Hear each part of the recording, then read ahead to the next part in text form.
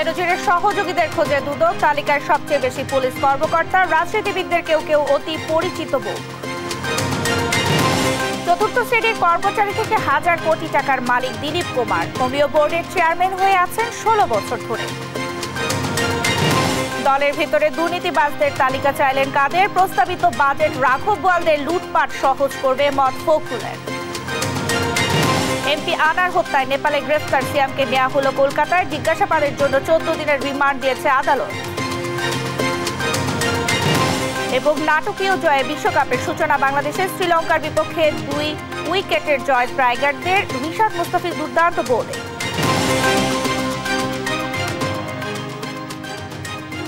সংবাদ সন্ধ্যায় দেখছিলেন একেএস টিম টিভার সংবাদ শিরোনাম, সঙ্গে আছে আমি শারমিন নাসি। এবারে বিস্তারিত।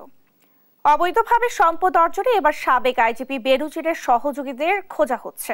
অর্ধশতাধিক ব্যক্তির তালিকা নিয়ে এরই মধ্যে মাঠে নেমেছে দুদক সহ বেশ কয়েকটি সংস্থা। তালিকায় সবচেয়ে বেশি নাম পুলিশ কর্মকর্তাদের, এরপরেই রয়েছে সরকারি কর্মকর্তাদের নাম। ব্যবসায়ীরাও আছেন এই তালিকায়, আর রাজনীতিবিদদের কেউ কেউ অতি পরিচিত মুখ। দুদক আইনজীবী জানিয়েছেন, অপরাধের প্রমাণ পেলে সহযোগীদের বিরুদ্ধেও মামলা করা হবে। বিস্তারিত মহিউদ্দিন আহমেদের প্রতিবেদনে। ক্ষমতার অপব্যবহার, দুর্নীতি কিংবা নানা কৌশলে নামে বেনামে সাবেক আইজিপি বেনজির আহমেদের সম্পদ অর্জনে যারা সহযোগী ছিলেন, এবার তাদের অনুসন্ধানে নেমেছে দুর্নীতি দমন কমিশন দুদক। জানা গেছে, পুলিশ কর্মকর্তা, ব্যবসায়ী, সরকারি কর্মকর্তা ও রাজনীতিবিদদের সমন্বয়ে সম্ভাব্য একটি তালিকা নিয়ে মাঠে নেমেছে দুর্নীতি বিরোধী রাষ্ট্রীয় সংস্থা। এর মধ্যে এদের কেউ কেউ দেশ ত্যাগ করেছে বলে তথ্য এসেছে দুদকের কাছে। বাকিদের দেশ ত্যাগ ঠেকাতে শিগগিরই আদালতে আবেদন করা হতে পারে। একই সঙ্গে বেনজিরের সম্পদের সুবিধাভোগীদের তালিকাও করছে দুর্নীতি দমন কমিশন। সূত্রগুলো বলছে, বেনজিরের অপকর্মের সহযোগী এমন অর্ধশত ব্যক্তির তালিকা নিয়ে মাঠে নেমেছে দুদক। এর মধ্যে সংখ্যায় সবচেয়ে বেশি পুলিশের বিভিন্ন সারির কর্মকর্তা। সংখ্যার বিচারে দ্বিতীয় পর্যায়ে আছেন সরকারি কর্মকর্তারা, আর রাজনীতিবিদদের মধ্যে কয়েকজন আছেন অতি পরিচিত মুখ। ট্রান্সপারেন্সি ইন্টারন্যাশনাল বাংলাদেশ টিআইবি নির্বাহী পরিচালক ডক্টর ইফতেখারুজ্জামান বলছেন, বেনজিরের অবৈধ সম্পদ অর্জনে যারা সহযোগিতা করেছেন তারা সমানভাবে অপরাধী, তাদেরও আইনের আওতায় আনা উচিত। এককভাবে তিনি করেছেন সেটা যেরকম নয়, আইন প্রয়োগকারী সংস্থা যে কোনো গবেষণার ক্ষেত্রে, যারা সুশাসন, দুর্নীতি ইত্যাদি ক্ষেত্রে যে কোনো গবেষণা হয়েছে এ পর্যন্ত, প্রতিটা ক্ষেত্রে কিন্তু আইন প্রয়োগকারী সংস্থায় সবচেয়ে বেশি অপরাধ প্রবণ এবং সবচেয়ে বেশি দুর্নীতি প্রবণ বলে প্রমাণিত হয়েছে বাংলাদেশে। আর দুদক আইনজীবী জানিয়েছেন, অনুসন্ধান শেষে সহযোগীদের বিরুদ্ধেও মামলা করবে দুদক। কমিশন আইন অনুযায়ী তার বিরুদ্ধে যথাযথ প্রক্রিয়ায় অনুসন্ধান কার্য চালিয়ে যাবে এবং একটি নির্দিষ্ট সময়ের পরে অনুসন্ধান কার্য শেষে অনুসন্ধান রিপোর্ট কমিশনে দাখিল করবে। এদিকে তদন্তের খবরে বেনজিরের অনেক সহযোগী আতঙ্কে আছেন বলে জানা গেছে। তাদের অনেকেই নানা স্থানে ধর্ণা দিচ্ছেন বলেও তথ্য রয়েছে দুদকের কাছে। মহিউদ্দিন আহমেদ, দেশ টিভি, ঢাকা।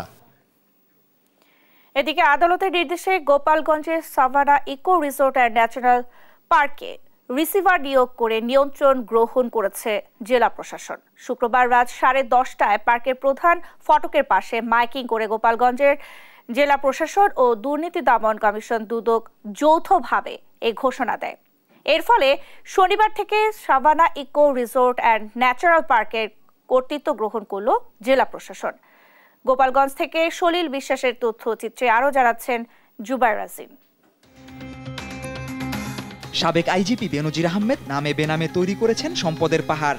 দিন যত গড়াচ্ছে বেরিয়ে আসছে সব অবৈধ সম্পদের তথ্য প্রমাণ। কোথায় নেই সাবেক এই আইজিপির সম্পদ? এখন পর্যন্ত পাওয়া তথ্যে দেশের 10 জেলায় মিলেছে 2385 বিঘা জমি। তার এসব অবৈধ সম্পদের অনুসন্ধানে নামে দুর্নীতি দমন কমিশন দুদক। তাদের আবেদনে বেনজির আহমেদের সকল সম্পদ বাজেয়াপ্ত করার নির্দেশ দেন আদালত। তলব করা হয় দুদকেও। এরপরই গণমাধ্যমে ছড়িয়ে পড়ে তার দেশ ছাড়ার খবর। এবার গোপালগঞ্জের Savannah Eco Resort and Natural পার্কের রিসিভার নিয়োগ করে নিয়ন্ত্রণ গ্রহণ করে জেলা প্রশাসন। শুক্রবার রাত 10:30টার দিকে পার্কের প্রধান ফটকের পাশে মাইকিং করে গোপালগঞ্জ জেলা প্রশাসন ও দুর্নীতি দমন কমিশন দুদক যৌথভাবে এই ঘোষণা দেয়। এর ফলে শনিবার থেকে Savannah Eco Resort and Natural পার্কের কর্তৃত্ব গ্রহণ করল জেলা প্রশাসন। গেল কয়েক মাস ধরেই বেনজির আহমেদের অবৈধ সম্পদ নিয়ে একাধিক সংবাদ প্রচার করে আসছে বিভিন্ন গণমাধ্যম। জুবাইর রাজিন, নিউজ ডেস্ক, দেশ টিভি।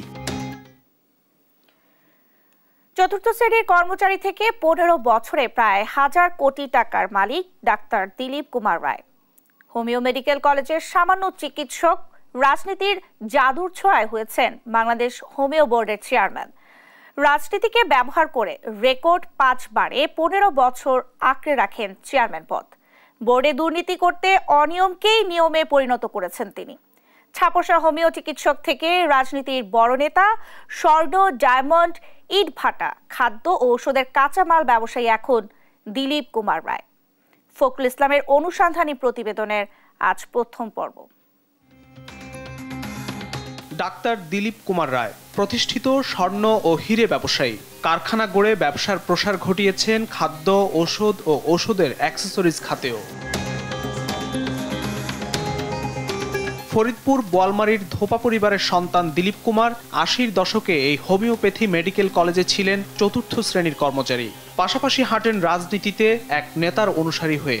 এরপর দিলীপ কুমারের উত্থান যত না আকাশচুম্বী ততই রহস্যে ঘেরা। জয়কালী মন্দির এলাকার এই কলেজে হোমিওপ্যাথিতে 3 বছরের ডিপ্লোমা করেই হয়ে যান ডাক্তার দিলীপ কুমার। কলেজটিতে নথিভুক্ত হন আউটডোর চিকিৎসক ওপিডি হিসেবে। সেই সময়ের সাক্ষী কলেজটির তৎকালীন ভিপি, জিএস ও হোমিওর পরিচিত জনরা। কেয়ারটেকার হিসাবে কলেজে জয়েন করেন 82 থেকে, তারপরে 83-তে আইসা ওইখানে ওপিডিতে জয়েন করেন। তারপরে এক সময় উনি আরএমও হয়ে যান। এর কিছুদিন পরেই আবার হোমিওপ্যাথিক বোর্ডের চেয়ারম্যান করা হয়। হোমিওপ্যাথি সমাজের ম্যাক্সিমাম ক্ষুব্ধ। তিনি প্রথম পর্যায়ে Bangladesh homeopathic medical college and হসপিটালের সেই জায়গায় কেয়ারটেকার হিসেবে তিনি চাকরি নিয়েছেন। তিনি তার পদ পদবি এবং রাজনৈতিক পরিচয় দিয়ে তিনি হোমিওপ্যাথিক বোর্ডের চেয়ারম্যান হয়েছেন।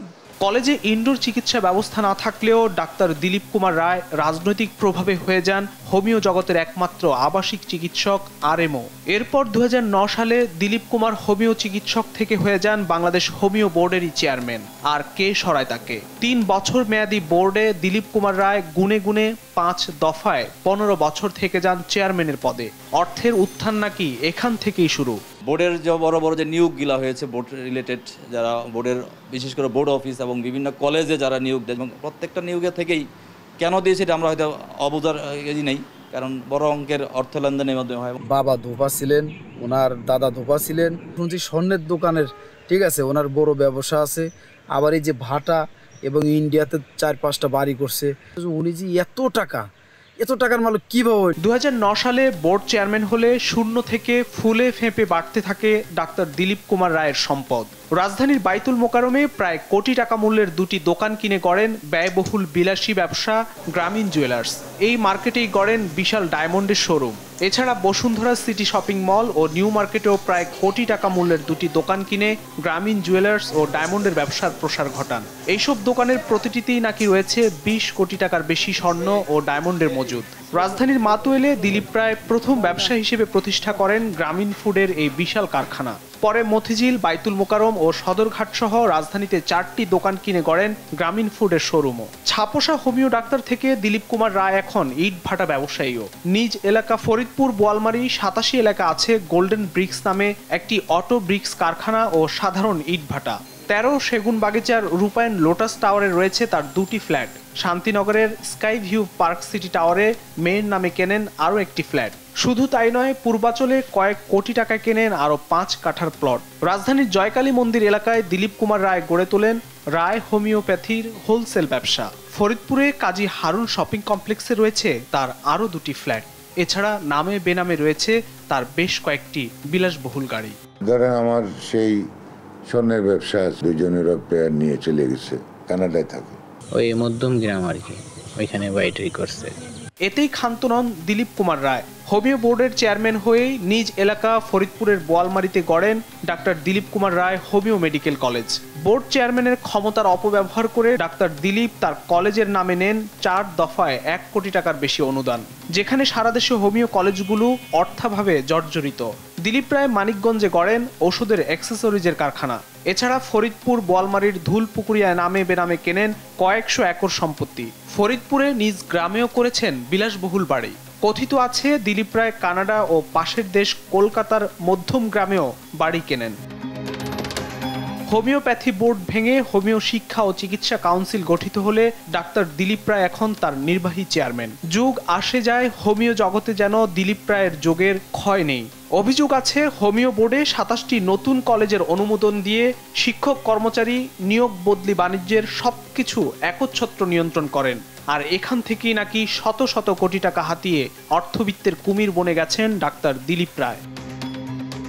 চতুর্থ শ্রেণীর কর্মচারী থেকে হোমিও ডাক্তার দিলীপ রায় শুধু হোমিও বোর্ড চেয়ারম্যানই নন, তিনি ছিলেন জুয়েলারি মালিকদের সংগঠন বাজুসের সাবেক সভাপতি, ক্ষমতাসীন দল আওয়ামী লীগের ঢাকা মহানগর দক্ষিণের সহসভাপতি, একই সঙ্গে বাইতুল মোকাররম দোকান মালিক সমিতির সাধারণ সম্পাদক।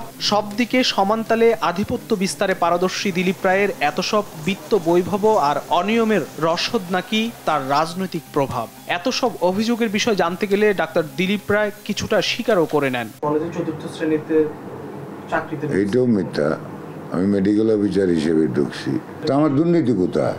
হোমিওপ্যাথি বোর্ডের বাজেট হলো ৪ কোটি টাকা। তো যদি টাকা নিয়ে নিয়োগ দেয়, মাগনা দেয়, মেধায় দেয়, এটা তো ডিসি দেবে, আমি নিয়োগ করতাম না। তো ট্রান্সপারেন্সি ইন্টারন্যাশনাল বাংলাদেশ টিআইবির নির্বাহী পরিচালক ইফতেখারুজ্জামান জানান, দুর্নীতির আশ্রয়ে এমন অর্থবিত্তের বিষয়টি সংশ্লিষ্ট কর্তৃপক্ষকে খতিয়ে দেখা উচিত। যে এই ধরনের উত্থানটা ঘটেছে, বিশেষ করে রাজনৈতিক প্রভাব, দলীয় রাজনৈতিক প্রভাব এখানে একটা মুখ্য ভূমিকা পালন করেছে। পুরো প্রাতিষ্ঠানিক প্রক্রিয়াকে এক ধরনের জিম্মি করে এই ঘটনাটা ঘটেছে। এবং এই ক্ষেত্রে যেহেতু দলীয় রাজনৈতিক প্রভাবের একটা সুনির্দিষ্ট তথ্য আছে, সেই কারণেই দুদক এটা এভাবে বিষয়টি নিয়ে যথাযথ প্রক্রিয়া অনুসরণ করতে ব্যর্থ হয়েছে কিনা, ঘাটতি সৃষ্টি করেছে কিনা, সেটাও কিন্তু দুদকেরও এই প্রশ্নের জবাব দেওয়ার জন্য দায়বদ্ধ বলে আমরা মনে করি। রাজনৈতিক পরিচয়ে কোনো দুর্নীতি হলে সেই বিষয়টিও নজরে আনার তাগিদ দেন ডক্টর ইফতেখারুজ্জামান। ফখরুল ইসলাম, দেশ টিভি, ঢাকা। এবার অন্যান্য প্রসঙ্গ।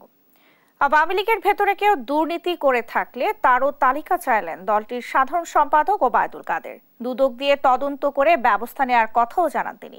দুপুরে আওয়ামী লীগের কেন্দ্রীয় কার্যালয়ে বাজেট পরবর্তী সংবাদ সম্মেলনে ওবায়দুল কাদের বলেন, সিপিডি সুজন বিএনপির সুরে সুরে মিলিয়ে কথা বলছে। তৌফিক মাহমুদ মুন্নার রিপোর্ট। বৃহস্পতিবার জাতীয় সংসদে ২০২৪-২৫ অর্থ বছরে ৭,৯৭,০০০ কোটি টাকার বাজেট ঘোষণা করেন অর্থমন্ত্রী আবুল হাসান মাহমুদ আলী। স্বাধীন বাংলাদেশের ৫৩তম এবং আওয়ামী লীগ সরকারের ২৫তম বাজেট এটি। বাজেট উত্থাপনের একদিন পর বঙ্গবন্ধু এভিনিউয়ে আওয়ামী লীগের কেন্দ্রীয় কার্যালয়ে আনুষ্ঠানিক সংবাদ সম্মেলন। অর্থনৈতিক সংকটকালে এই বাজেটকে গণমুখী বাস্তবসম্মত আখ্যা দিয়ে ওবায়দুল কাদের বলেন, সিপিডি এখন বিএনপি সুরে কথা বলছে। সিপিডি কি বললো, টিআইবি কি বললো, সুজন কি বললো, এসব নিয়ে আমাদের কোনো মাথা ব্যথা নেই। ওরা সবাই বিএনপি সুরে সুর মিলিয়ে কথা বলে। কথার সাথে যাদের বাস্তবে কর্মকাণ্ডের কোনো মিল নেই। আওয়ামী লীগ সাধারণ সম্পাদক বলেন, দলের ভিতরে দুর্নীতিবাজদের তালিকা পেলে দুদকের মাধ্যমে তদন্ত করে ব্যবস্থা নেওয়া হবে। আপনারা যে যাদেরকে দুর্নীতিবাজ ভাবছে তালিকাটা দেন, আমরা দুদককে বলবো তদন্ত। বাজেট বাস্তবায়ন চ্যালেঞ্জ রয়েছে উল্লেখ করে ওবায়দুল কাদের জানান, এরই মধ্যে বাজেট বাস্তবায়নের কাজ শুরু করেছে সরকার। নিয়ন্ত্রণ করে। তৌফিক মাহমুদ মুন্না, দেশ টিভি, ঢাকা।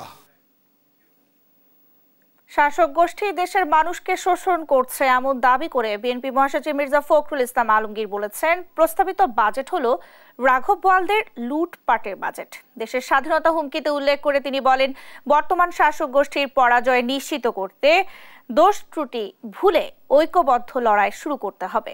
বিস্তারিত সাইফুল রিপনের প্রতিবেদনে।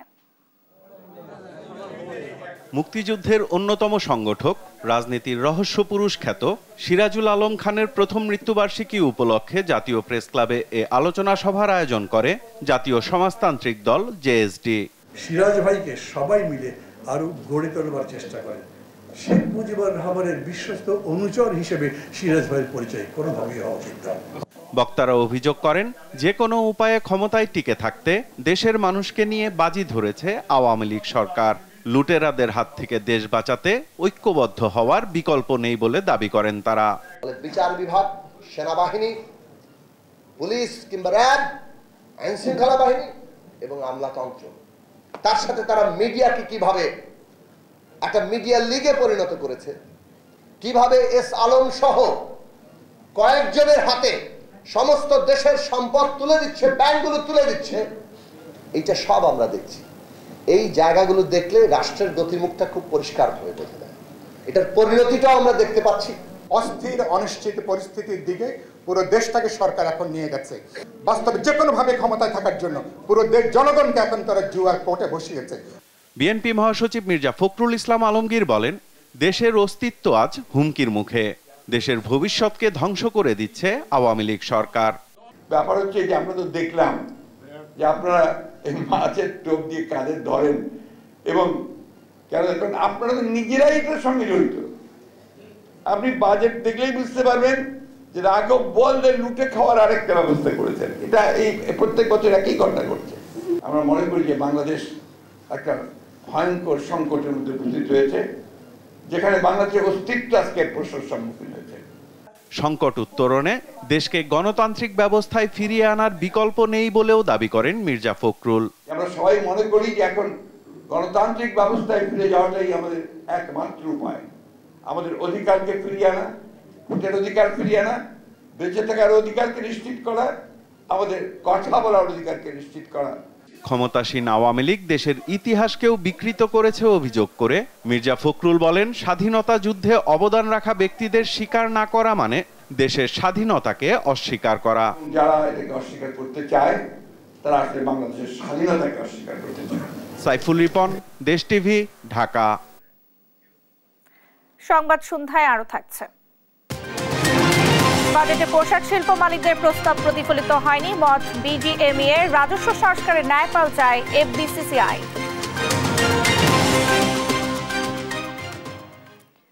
ঝিনাইদহ ৪ আসনের এমপি আনোয়ারুল আজিম আনার হত্যায় নেপালে গ্রেফতার সিয়াম হোসেনকে 14 দিনের রিমান্ড দিয়েছে ভারতের আদালত। নেপাল থেকে ফিরিয়ে এনে তাকে বারাসাত আদালতে তোলা হয়। এই মামলায় আরেক আসামি কসাই জিহাদ হাওলাদারকে 14 দিনের বিচার বিভাগীয় হেফাজতের নির্দেশ দেন একই আদালত। উদ্ধার করা মাংস পরীক্ষার জন্য পাঠানো হয়েছে ল্যাবে। এদিকে ডিএনএ নমুনা দিতে কলকাতা যাওয়ার প্রস্তুতি নিচ্ছেন এমপি আনারের ছোট মেয়ে মুমতারিন ফেরদৌস ডরিন। বিস্তারিত নাফিয়া ফারজানা রিপোর্টে। ঝিনাইদহ ৪ আসনের এমপি আনোয়ারুল আজিম আনার হত্যার ঘটনায় সন্দেহভাজন হিসেবে নেপালে আটক সিয়াম হোসেনকে ভারতের কাছে হস্তান্তর করা হয়। শনিবার কলকাতার সিআইডি সিয়ামকে দুপুরে হাজির করে বারাসাতের আদালতে। এ সময় তাকে জিজ্ঞাসাবাদে 14 দিনের রিমান্ড আবেদন করে কলকাতার সিআইডি। পরে তার রিমান্ড আবেদন মঞ্জুর করেন আদালত। অ্যারেস্ট করেছে বনগা থেকে, আর ধারা যা যা আছে 364, 201, 302, 34 আইপিসি, রিকনস্ট্রাকশন, আর বাকি যারা যারা আছে কোথায় বডি পার্টসগুলো ফেলেছে, কি ওয়েপন ইউজ হয়েছে, সে কারণে পিসি প্রেয়ার করা হয়েছে। এগুলো রিকভারি হবে। হ্যাঁ, 14 দিনের রিমান্ড চেয়েছে, পিসি প্রেয়ার আছে, 14 দিনই অ্যালাউ করেছে জজ সাহেব। এর আগে শুক্রবার দুপুরে পশ্চিমবঙ্গের উত্তর 24 পরগনা জেলার বারাসাত জেলা ও দায়রা আদালতে তোলা হয় কসাই জিহাদ হাওলাদারকে। পরে তাকে 14 দিনের বিচার বিভাগীয় হেফাজতের নির্দেশ দেন আদালত। 21 জুন ফের তাকে আদালতে তোলা হবে। আদালতের এই রায়ের পরেই তাকে নিয়ে যাওয়া হয়েছে দমদমের কেন্দ্রীয় কারাগারে। আপাতত সেখানেই থাকবেন তিনি। তবে প্রয়োজনে আদালতের অনুমতি নিয়ে সিআইডির তদন্তকারী কর্মকর্তারা কারাগারে গিয়ে তাকে জিজ্ঞাসাবাদ করতে পারবেন। 23 মে জিহাদকে পশ্চিমবঙ্গের বনগা থেকে গ্রেফতার করে পশ্চিমবঙ্গ রাজ্য পুলিশের গোয়েন্দা বিভাগ সিআইডি। জিহাদের স্বীকারোক্তি অনুযায়ী ভাগড়ের বাঘজোলা খাল, নিউটনের হাতিশালা খালেও তল্লাশি অভিযান চালানো হয়। তবু ওই খাল থেকে এমপি আনারের লাশের টুকরোর সন্ধান মেলেনি। তদন্তকারী কর্মকর্তারা বলছেন, জিজ্ঞাসাবাদে জিহাদ জানিয়েছেন 13 মে সঞ্জীবা গার্ডেনে এমপি আনারকে খুন করা হয়। পরে ধারালো অস্ত্র দিয়ে তার দেহ থেকে মাংস ও হাড় আলাদা করে খুনিরা। লাশের টুকরোগুলোকে ট্রলি ব্যাগে ঢোকায় এবং সেগুলোকে দক্ষিণ 24 পরগনা জেলার ভাগড় কৃষ্ণমাটি এলাকায় আলাদা আলাদা করে ফেলা হয়। নিউ টাউনের সঞ্জীবা গার্ডেনের সেপটিক ট্যাঙ্ক থেকে বেশ কিছু মাংসের টুকরা উদ্ধার করা হয়। তবে ওই মাংস এমপি আনারের কিনা তা এখনো নিশ্চিত নয়। উদ্ধারকৃত এই মাংস পরীক্ষার জন্য ইতিমধ্যেই পাঠানো হয়েছে সেন্ট্রাল ফরেনসিক সায়েন্স ল্যাবরেটরিতে। নাফিয়া ফারজানা, দেশ টিভি, ঢাকা।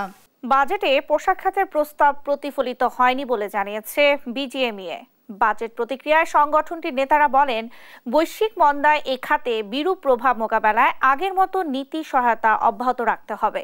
নগদ সহায়তা বন্ধ করে দিলে বিশ্ব বাজারে টিকে থাকা চ্যালেঞ্জিং হবে। এদিকে আলাদা ব্রিফিংয়ে কর ব্যবস্থাপনা সংস্কারের জন্য ন্যায়পাল নিয়োগের দাবি জানিয়েছে এফবিসিসিআই। ব্যাংক থেকে সরকারি অতিরিক্ত ঋণ বিনিয়োগে বাধা সৃষ্টি করবে বলেও জানায় সংগঠনটি। আরও জানাচ্ছেন ইফতেখার রিজা। 2024-25 অর্থ বছরের প্রস্তাবিত বাজেট নিয়ে প্রতিক্রিয়া জানাতে বিজিএমইএ কমপ্লেক্সে যৌথ সংবাদ সম্মেলনের আয়োজন করে ব্যবসায়ীদের সংগঠন বিটিএমইএ, বিকেএমইএ ও মতিঝিলে নিজস্ব কার্যালয়ে অপর একটি সংবাদ সম্মেলনের আয়োজন করে এফবিসিসিআই। এ সময় সুতা আমদানির খরচ কমাতে দেশে তৈরি পোশাক শিল্পের বর্জ্য সংগ্রহের ক্ষেত্রে 7.5% মূসক ও তা থেকে উৎপাদিত ফাইবার সরবরাহের ক্ষেত্রে 15% মূসক প্রত্যাহার করার দাবি জানান বিকেএমইএ ও বিটিএমইএ এর নেতারা। আমাদের দেশে যে অপরিশোধিত যে সমস্ত জুট ফেরানো হয় বা বাইরে চলে যাচ্ছে, সেই 15 মিলিয়ন কেজি জুট থেকে আমাদের 12 মিলিয়ন কেজি আমরা সুতা উৎপাদন করি, বাজার আনুমানিক মূল্য $4 বিলিয়ন। আমরা এই সুতাটার জন্য যদি এটার মধ্যে ব্যাগটা প্রত্যাহার করে, তো আমাদের নিজস্ব জুট থেকে আমরা নিজস্ব ফাইবার তৈরি করে সুতা বানায় রিসাইকেল আমরা সুতা তৈরি করতাম। ইন্ডাস্ট্রি আমাদের এখন আইসিইউতে আসে, তো তাদেরকে যদি প্রপার ট্রিটমেন্ট দিয়ে ওখান থেকে আমরা বের করতে না পারি, তাহলে তারা স্বাভাবিক জীবনে না আসতে পারলে এরা হয়তো এরপরে লাইফ সাপোর্টে চলে যাবে, ওখান থেকে শেষ হয়ে যাবে। আর পোশাক রপ্তানিকারকদের সংগঠন বিজিএমই এর সভাপতি এস.এম. মান্নান কোচি বলেন, প্রস্তাবিত বাজেটে পোশাক শিল্প মালিকদের প্রস্তাব প্রতিফলিত হয়নি। হাজার হাজার পেপারস আমরা ব্যবহার করে থাকি, সেখানে এসএস কোডের ভুলের কারণে আজকে 200% পর্যন্ত সর্বোচ্চ ট্যাক্স ধার্য করা, 400% পর্যন্ত ট্যাক্স ধার্য করা হবে, এটা কিন্তু একটা বাস্তবসম্মত নয়। এদিকে বাজেট প্রতিক্রিয়ায় আয়োজিত অপর এক সংবাদ সম্মেলনে এফবিসিসিআই সভাপতি কর ব্যবস্থাপনা সংস্কারের জন্য ন্যায়পাল নিয়োগের দাবি জানান। কর কর্মকর্তাদের স্বেচ্ছা ক্ষমতা কমানোর জন্য পুরস্কারের প্রথা বাতিল করে বিকল্প পণ্যদানের ব্যবস্থা করার জন্য আমরা প্রস্তাব দিয়েছিলাম, কিন্তু বাজেটের প্রতিফলন দেখা যায়নি। বিষয়টি পুনর্বিবেচনার জন্য আমরা অনুরোধ করি। রাজস্ব সংক্রান্ত মামলা নিষ্পত্তি ও ন্যায় বিচার নিশ্চিত করতে এডিআর সিস্টেম কার্যক্রম করার পাশাপাশি কর ন্যায়পাল নিয়োগের বিষয়টি বিবেচনা করা যেতে পারে। তবে সরকার ব্যাংক থেকে অতিরিক্ত ঋণ নিলে ব্যবসায়ীদের বিনিয়োগে কষ্ট হবে বলে মন্তব্য করেন এফবিসিসিআই প্রেসিডেন্ট। ইফতেখার রেজা, দেশ টিভি, ঢাকা। সংবাদ সন্ধ্যায় আরো থাকছে। শিশুদের উপর বর্বর হামলার কারণে ইসরায়েলি সেনাবাহিনীকে কালো তালিকাভুক্ত করল জাতিসংঘ, তীব্র প্রতিক্রিয়া তেল আবিবের।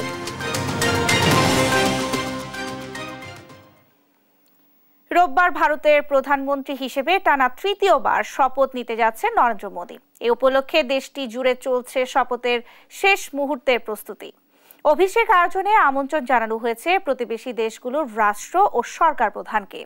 এরই মধ্যে শপথ গ্রহণে অংশ নিতে দেশটিতে পৌঁছেছেন বিশ্ব নেতারা।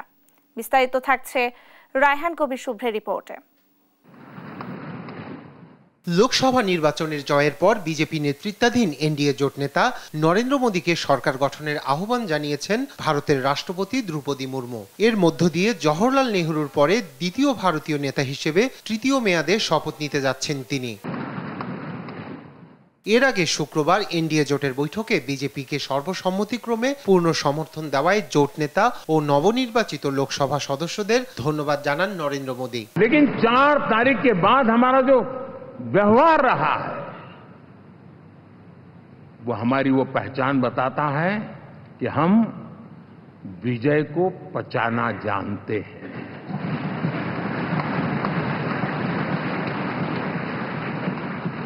রোববার তৃতীয় দফায় ভারতের প্রধানমন্ত্রীর শপথে আমন্ত্রণ জানানো হয়েছে সার্কভুক্ত বেশিরভাগ রাষ্ট্র ও সরকার প্রধানকে। শপথ অনুষ্ঠানে অংশ নিতে দিল্লি গেছেন বাংলাদেশের প্রধানমন্ত্রী শেখ হাসিনা। এছাড়াও উপস্থিত থাকবেন শ্রীলঙ্কার প্রেসিডেন্ট রনিল বিক্রমাসিঙ্গে, মালদ্বীপের প্রেসিডেন্ট মোহাম্মদ মুইজু, নেপালের প্রধানমন্ত্রী পুষ্পকমল দাহাল প্রচন্ড, ভুটানের প্রেসিডেন্ট শেরিং তোবগেকে। আমন্ত্রণ জানানো হয়েছে মরিশাসের প্রধানমন্ত্রী প্রবীণ যুগনাথকেও। রোববার সন্ধ্যায় আমন্ত্রিত রাষ্ট্রনেতারা ভারতের রাষ্ট্রপতি দ্রৌপদীর নৈশভোজে যোগ দেবেন। রায়হান কবির শুভ্র, নিউজ ডেস্ক, দেশ টিভি। ভারতের প্রধানমন্ত্রী নরেন্দ্র মোদীর শপথ অনুষ্ঠানে যোগ দিতে দিল্লি পৌঁছেছেন প্রধানমন্ত্রী শেখ হাসিনা। স্থানীয় সময় বেলা 11:51 দিল্লি বিমানবন্দরে পৌঁছায় প্রধানমন্ত্রীকে বহনকারী বিমান। এর আগে শনিবার সকাল 10:15 নয়াদিল্লির উদ্দেশ্যে ঢাকা ত্যাগ করেন প্রধানমন্ত্রী। রোববার টানা তৃতীয় মেয়াদে প্রধানমন্ত্রী হিসেবে শপথ নেবেন মোদি। সফরে দুই প্রধানমন্ত্রীর মধ্যে একান্ত বৈঠকও অনুষ্ঠিত হবে। শেখ হাসিনা নয়াদিল্লিতে বিভিন্ন অনুষ্ঠানে যোগদান ও আনুষ্ঠানিক কর্মসূচিতে অংশ নেবেন। এরপর নয়াদিল্লি স্থানীয় সময় সোমবার বিকেল 5টায় পালাম এয়ারফোর্স স্টেশনে পৌঁছাবেন। বাংলাদেশ সময় রাত 8টায় তার ঢাকা পৌঁছানোর কথা রয়েছে।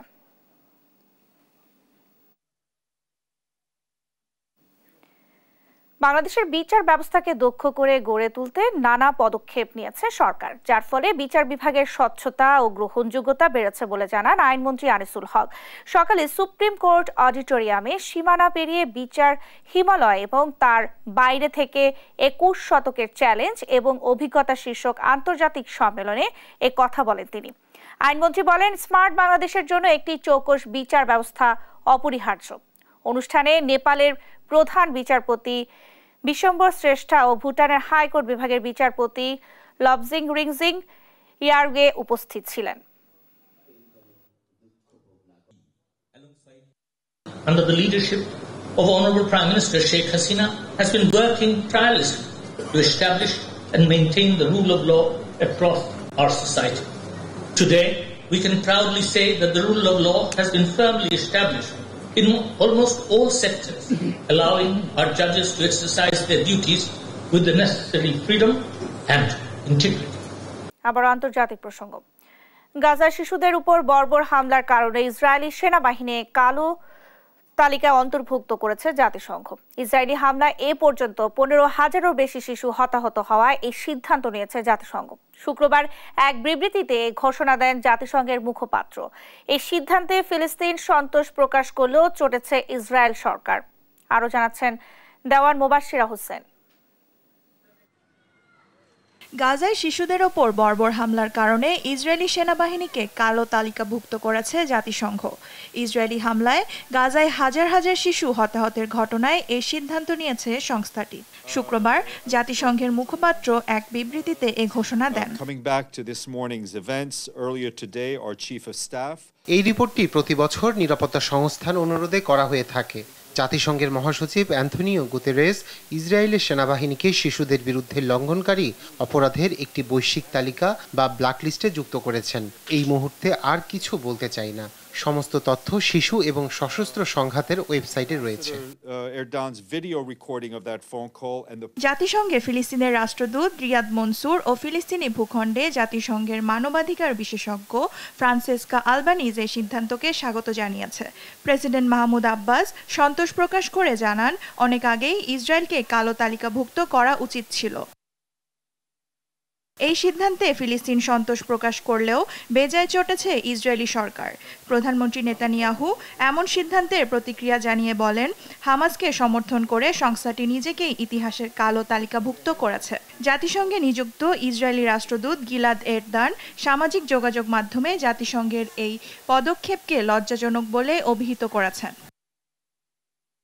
এদিকে মিশরীয় এবং কাতারের মধ্যস্থকারীরা আশা করছেন যে হামাস যুদ্ধবিরতির প্রস্তাবে খুব তাড়াতাড়ি তাদের প্রতিক্রিয়া জমা দেবে, কারণ চুক্তি সম্পন্ন করার জন্য তাদের ওপর চাপ অব্যাহত রয়েছে।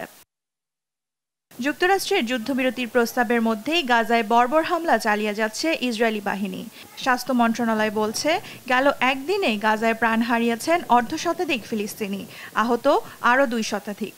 গেল 8 মাসেরও বেশি সময় ধরে চলা ইসরায়েলি আগ্রাসনে গাজায় প্রাণ গেছে 36,500-এরও বেশি নিরীহ ফিলিস্তিনির, যার মধ্যে 15,500-এর বেশি শিশু। দেওয়ান মুবাশশিরা হোসেন, নিউজ ডেস্ক, দেশ টিভি।